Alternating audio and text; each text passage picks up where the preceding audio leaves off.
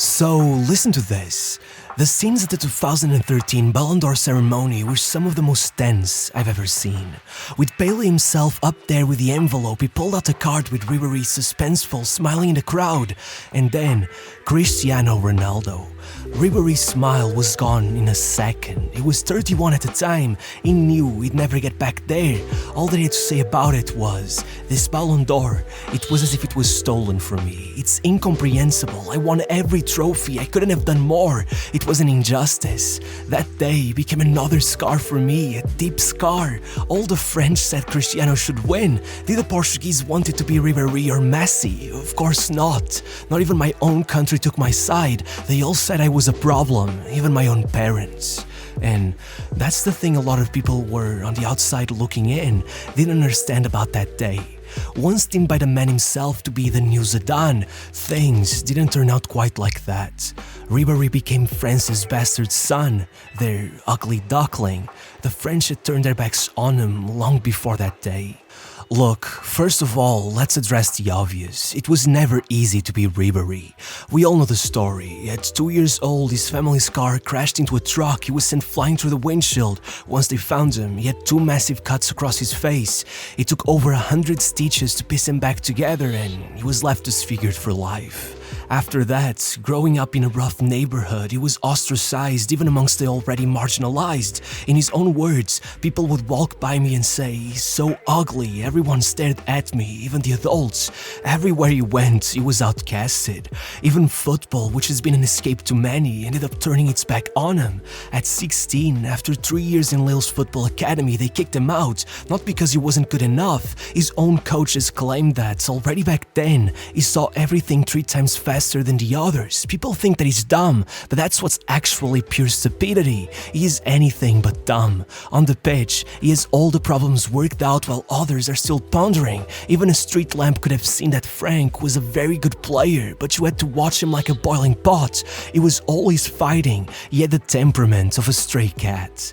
Add to that mean streak the fact he was also incredibly short and a disaster in school, and once he got injured, he was out. A year later, he was playing for his hometown Ballon in the 4th tier, getting paid €150 a month and converting to Islam, as the Muslim community in his neighborhood were the only ones to ever accept him. By the end of that 2nd year, with Ballon having been promoted and now going down again, he somehow managed to convince 3rd tier Alès to sign him, but if €150 weren't paying the bills, then with the club about to declare bankruptcy and missing payment after payment, he was out of there already. And so, at 21 years old, while Robin was about to sign for Chelsea, Ribery was putting on some overalls and heading down to a construction site for work. Desperate, he went on trial after trial, but after almost becoming yet another unicorn signing for Janga, who had somehow plucked out talents like Drogba and Malouda out of thin air, instead they sent him away and ended up signing Farid Talhawi in his place. If you never heard of Farid, well, that's the thing, no one has. Thankfully, somehow Brest, at the time a 3rd-tier club, decided to pick him up. Their manager Philippe Coursat took him under his wing, calling him a lost soul, a gentle clown with a tough exterior but a soft heart, and magic happened.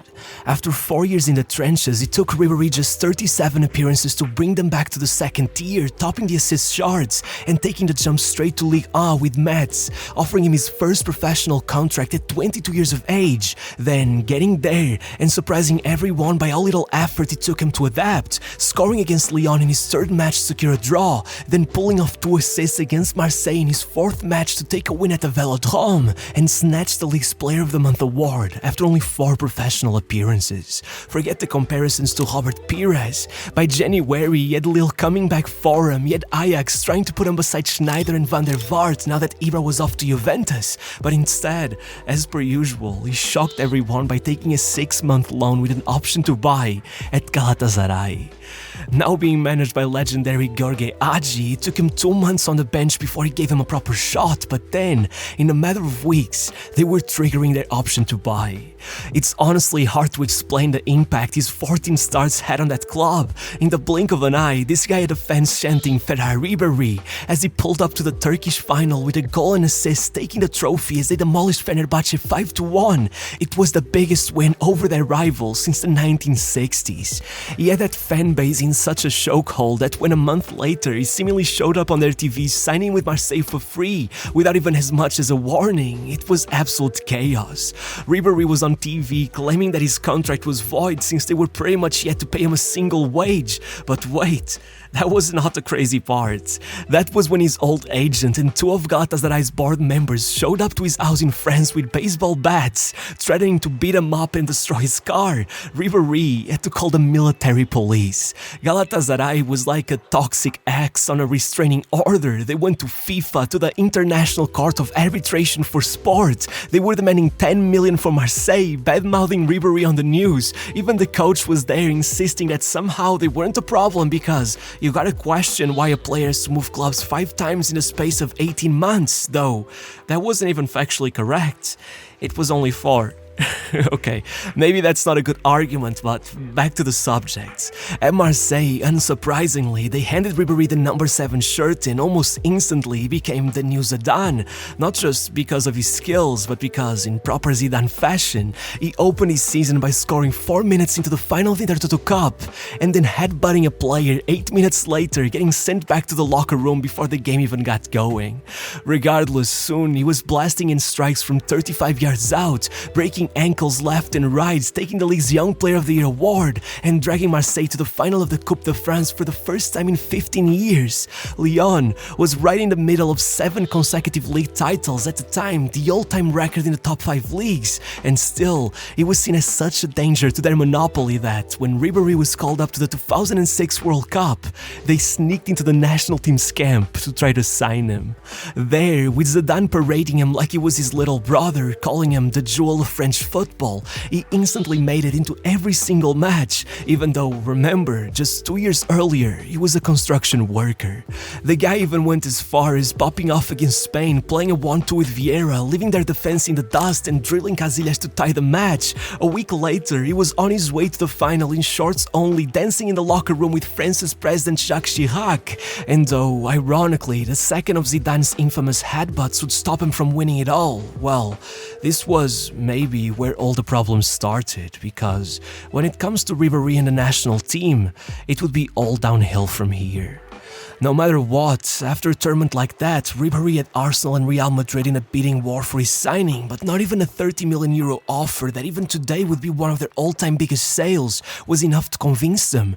Marseille fully believed this guy could take them to the league title, and indeed, despite a groin injury and a broken foot leaving him out for months, it still led them to second place, their best finish in 8 seasons, going as far as snatching the French Player of the Year award from Henry after he took it 4 consecutive times. By the final day of the season, Ribery was waving goodbye to the fans as he drove around the pitch in a tractor because Bayern had just matched Real's bid and broken their own transfer record to secure his signing, 30 million euros, and all Beckenbauer had to say was, "We just won the lottery." Listen, coming in, Ribery had only broken into the double digits once in his whole career. Nobody was expecting big numbers from him. He was there for the dribbling and playmaking only, but immediately, somehow, he averaged almost a goal per 90 over the whole season. He put down 11 goals and 8 assists to win the Bundesliga, being named the league's Player of the Year, even with injuries repeatedly keeping him out.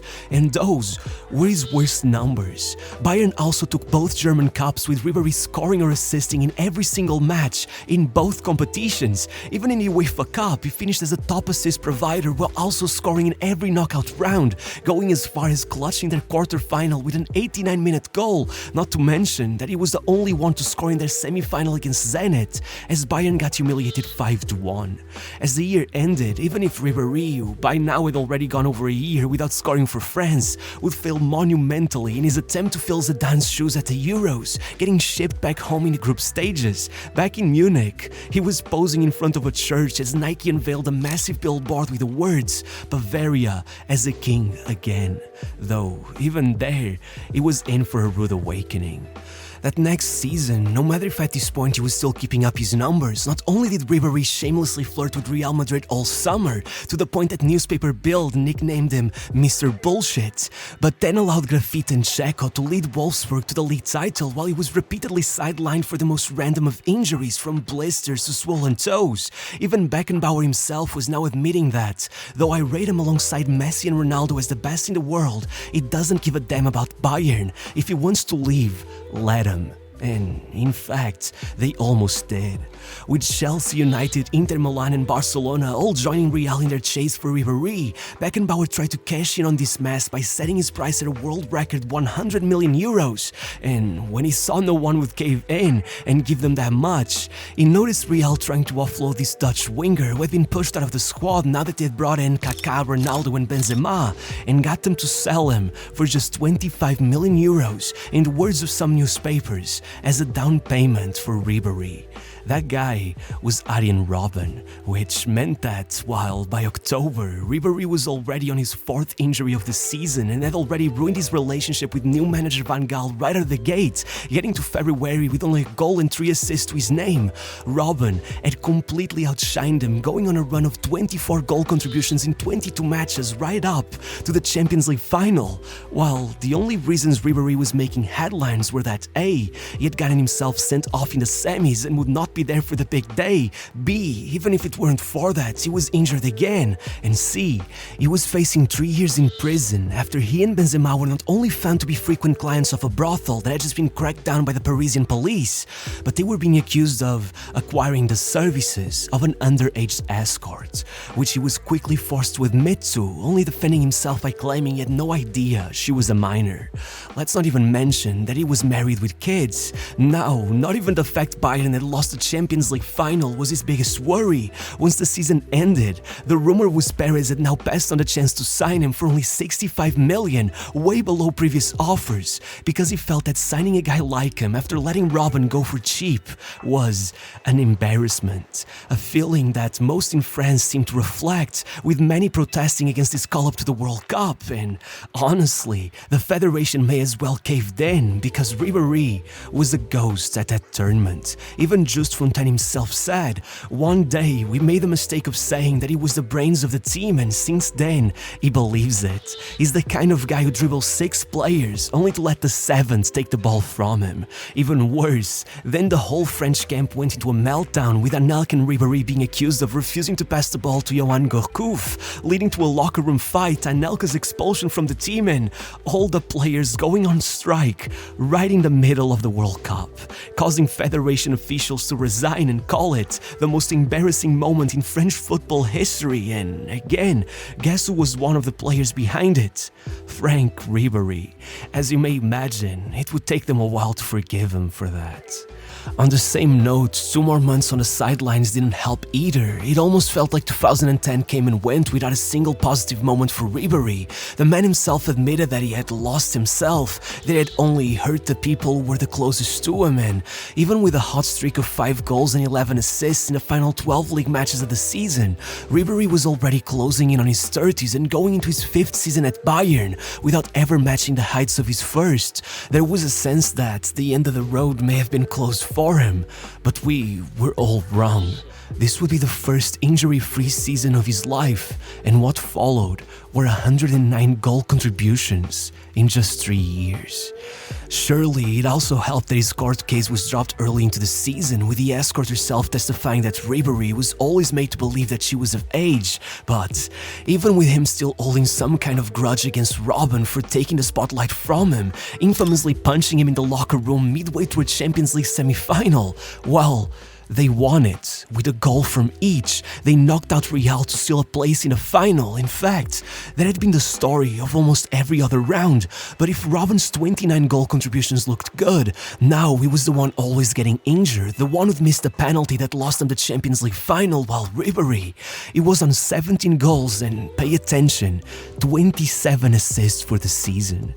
This was his prime, and the next year there would be no half measures, not even another miserable Euro Ronaldo's performance could drag him down.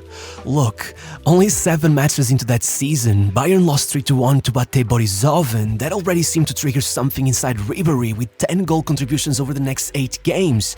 But if it already impressed everyone out then, they remained undefeated in all competitions up till December.